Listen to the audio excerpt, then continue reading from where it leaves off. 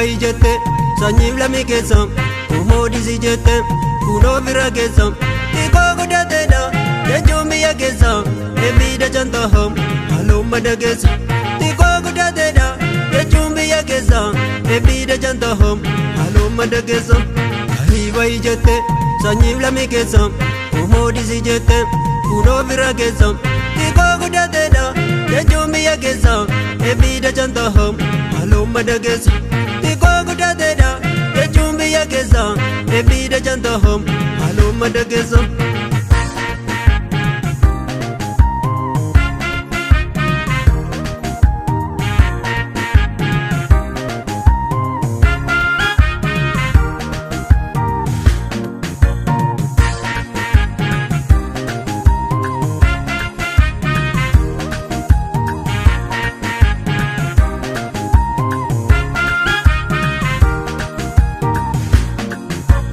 Yaanuuf kennite innaalla innisnu sanyii konkolaate ofiisin hanqifnu addaanu baafatte atfeetan gadhiifnu lootiin isin qabnu sihin kan eeggannu addaanu baafatte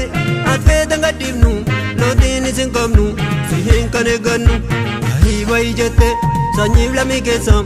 umoodisi jette kunoo bira keessa xiqqoo guddateedha jechuun biyya keessa eebbiidha cantaham halluu madda keessa xiqqoo guddateedha jechuun biyya keessa eebbiidha cantaham halluu madda keessa.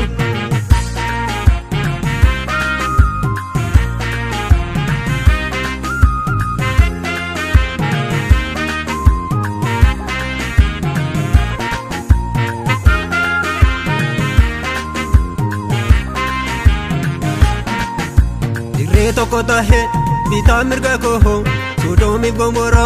inkoodu lafa koo kobuuma kophaa koo infeene atiso jijjiirre tambahe kannisi jetteso kobuuma kophaa koo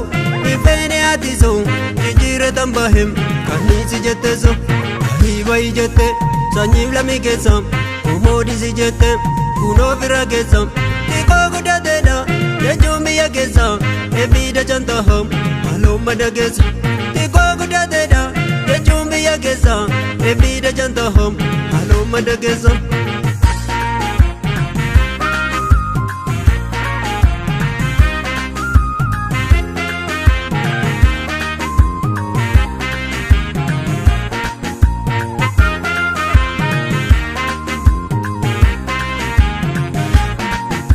Sinnee booda gooftaa sihin na yaaddesse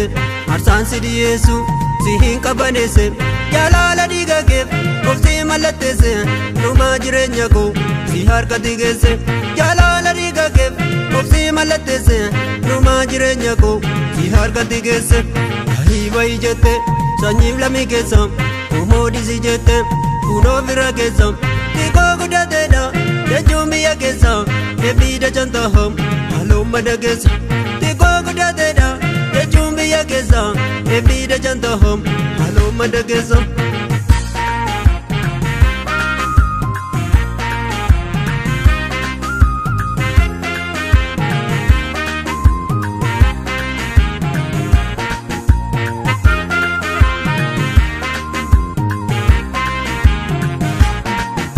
Wangeela battadhe mallattoo yangodhu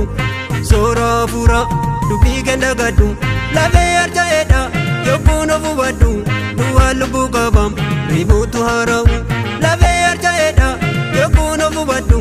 duwwaan lubbuu qabam ribuutu haara'u bayi jette sanyiif lamii keessa umoodisi jette